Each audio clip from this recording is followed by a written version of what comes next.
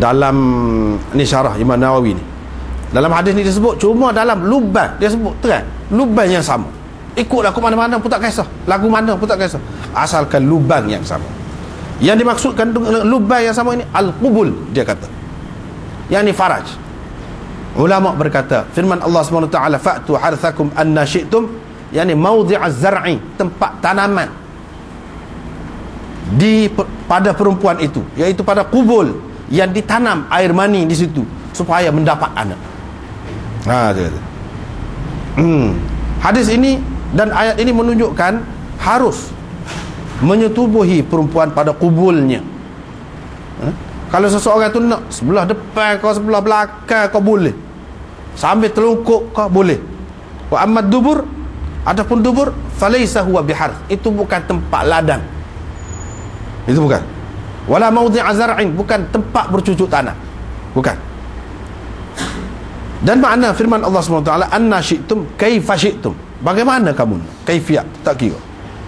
Ittifaq ulama, ini dia sebut ittifaq ulama alladzina yu'taddu bihim, ulama yang dipakai, ulama yang dipakai di kalangan umat ini ittifaq mengatakan haram wat'il mar'ah fi duburiha,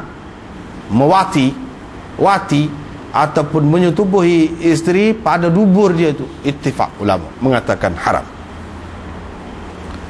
Qala ashabuna, Imam Nawawi kata ashab kita, mana ulama-ulama tokoh-tokoh besar dalam mazhab Syafi'i, mengatakan la yahillul wat'u fi dubur fi syai', dalam apa sekali keadaan tidak halal pada dubur minal adamiyyin, manusia. Bukan bini kau tak kira, tak boleh. Wala ghairihim, hak bukan manusia, binatang pun tak boleh juga. Fi halim minal ahwal, dalam apa keadaan sekalipun. Ketika mari kotor kau, tidak mari kotor kau, tak boleh, tak boleh berlaku.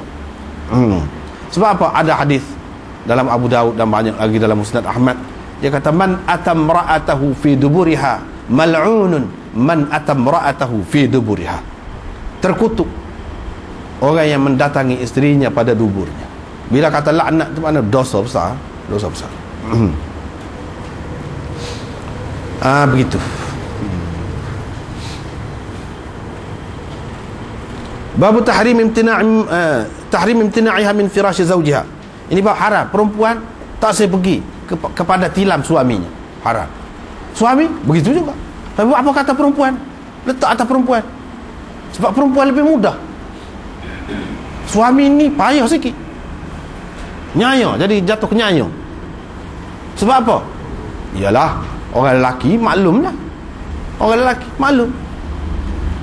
Sementara keluar air mani, kalau sudah keluar air mani tak boleh buat apa, begitu ceritanya. Orang perempuan tidak, lebih mudah untuk diajak, dan dia boleh tu dalam keadaan lagu mana. Dengan sebab itu salah besar, sebab itu disebutkan perempuan. Orang lelaki tidak. Orang lelaki kalau ikut era ajak lagu tu, boleh jadi. Kalau hak kuat tak apa, kalau hak kuat tak apa.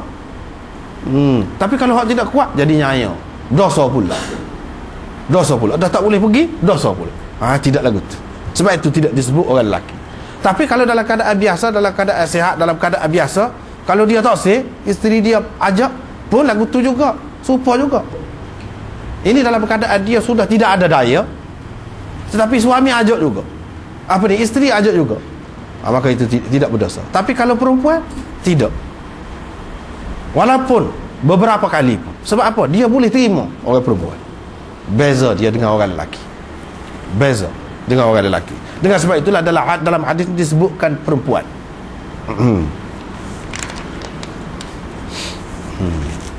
Dan walaupun pada ketika mai kotor pun, mana bila ajak pergi tempat tidur, kena pergi tempat tidur. Tak boleh kata saya di mai kotor tak boleh tidur sekali, tak boleh. Kena pergi. Kalau tak pergi, walaupun mai kotor pun dosa juga. Cuma dari segi persetubuhan itu, ini kita sudah bincang dah sebenarnya dalam pengajian Abu Daud. Dalam pengajian Abu Daud sudah bincang dah. Jadi tidak perlu diulangi lah. Jadi macam mana kalau sekiranya berlaku begitu? Kena minta maaf. Kalau selagi si suami tidak redha, begitu juga sebaliknya, kalau sekiranya ketika suami ni memang tak ada apa-apa, segar, megah, kita kata isterinya ajak dia tak pergi, tak mau, tak boleh lagu tu, dosa juga, kena minta maaf juga, kena minta maaf. Sama-sama minta maaf. Kedua pihak, tidak kata perempuan saja minta maaf, tidak. Kalau selagi tidak minta maaf dan duduk dalam keadaan lagu tu sampai ke pagi, dalam keadaan dimurkai oleh Allah Subhanahu Wa Taala, malaikat-malaikat pun murka. Pasal apa lagu tu? Akibat dia besar ni. Ni jadi kucak kaca, jadi cerah, jadi macam-macam, tidak lendik rumah tangga. Kadang ni hubungan tidak molek. Dengan sebab itulah ni ada kutukan, laknat, Tuhan murka, marah. Sebab itulah. Jadi bila kita nak menikah, nak kahwin, kena mikir lalu benda ni, sama ada lelaki ataupun perempuan. Kalau lah pada, baik tak sah. Baik tak sah. Sebab apa awak boleh dosa juga nikah pun. Awak boleh pahala tu, boleh pahala juga. Tak kena raya, dosa. Baik tak sah. Dan kalau nak mereka cari hak kena betul. Kalau hak tak kena, 2 hari jadi kena, lepas tu jadi tak boleh. Tak naik angin, kita kata tak naik nafsu, tak sah. Jangan lagu tu. Sebab apa? Dosa. Kena jagalah. Sekiranya berlaku juga, dah kita tak apa dah berlaku juga, kena minta maaf lah. Kita minta maaf. Ni benda besar, benda tak jendela tidur ni. Benda tak jendela tidur, sama ada lelaki ataupun perempuan. Jadi dengan sebab itu kena minta maaf lah. Mana kalau lelaki tu kurang balik lelaki, saya kalau perempuan nak minta, nak pasah, boleh. Cerah menikah dengan orang lain, boleh. Tapi dia boleh duduk sekali dengan kita, katakanlah besar pengorbanan dia, tak dapat anak pun tak apa, siapa putus, orang perempuan sabar, suami dia tak rak, tak apa, dia boleh duduk sekali walaupun dia menangis, menangis secara senyap-senyap dengan kawan-kawan, dengan saing-saing, menangis sebut, tapi dia sabar, tak apa. Pengorbanan bukan kecil tu. Kadang-kadang jelas dah dia suami tu mandul. Sekarang dia boleh cek, boleh pergi periksa, boleh cek, jelas suami tu mandul. Tak apa lagi, dia tak apa. Boleh duduk, siapa ketua, tak boleh anak pun tak apa. Besar pengorbanan tu. Mana kalau ada kurang sikit sebanyak, patut maaf.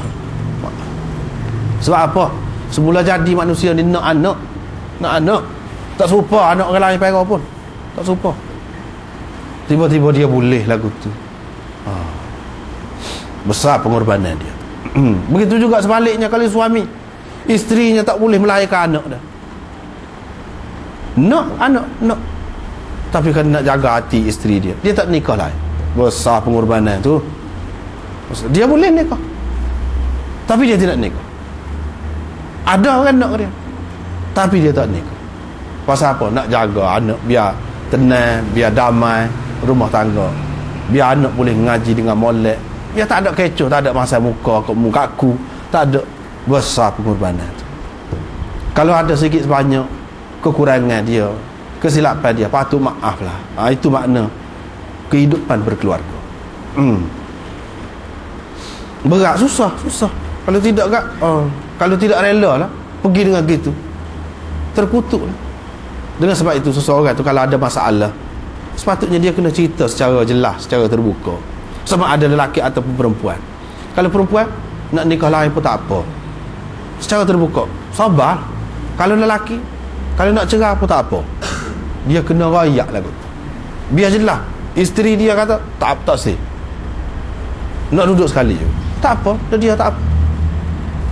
Walaupun dia tidak puas hati dari segi seks, katakanlah, dan dia nak juga, itulah yang cerita. Tapi sikap kita sepatutnya kena lagu tu. Sebab dah kena sungguh-sungguh, jangan main-main. Sekali saja kata tak pada, boleh jadi dia sembunyikan lagi. Sebab apa? Dah tentu dah mandul lelaki ni, menikah lain pun tak boleh lagi anak. Yang pertama masih mari kotor lagi, boleh lagi kalau dia nak dapat anak. Baik, cerah. Janganlah kita duduk terlalu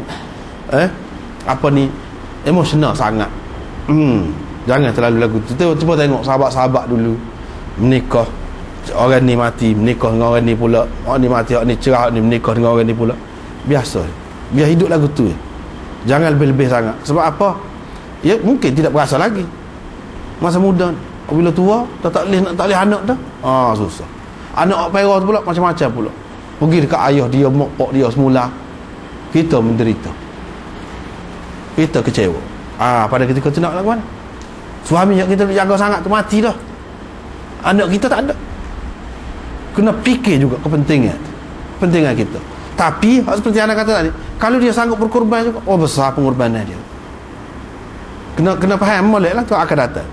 Lagu tu lah mungkin lagu tu sakit terlantar seorang di hospital. Tak ada orang lagi.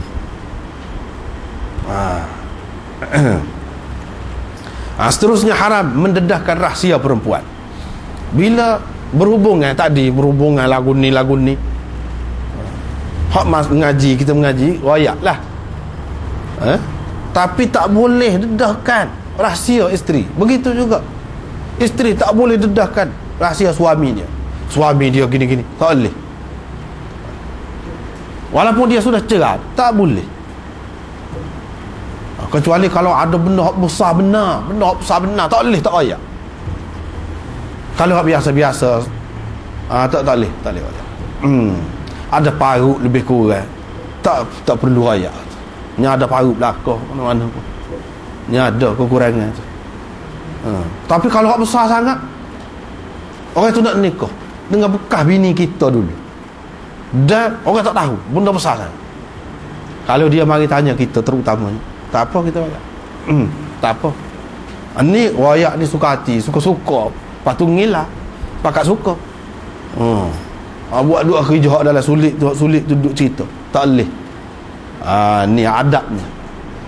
Sama ada masih sebagai isteri, suami isteri, ataupun sudah bercerai, sudah mati dah, tak boleh sama sekali. Ni apa ni? Inilah manusia yang paling buruk di sisi Allah pada hari kiamat nanti. Paling buruk kedudukannya pada hari kiamat nanti. Dan ini semua disebutkan amanah. Mana kita berhubungan dengan isteri kita, itu adalah amanah. Masing-masing kena jaga amanah tu. Mana kalau kita tak jaga amanah, khianat besar kita, khianat besar. Dan buruk sekali kedudukan orang seperti ini di akhirat nanti. Sekarang itulah wallahu a'lam. Akhirul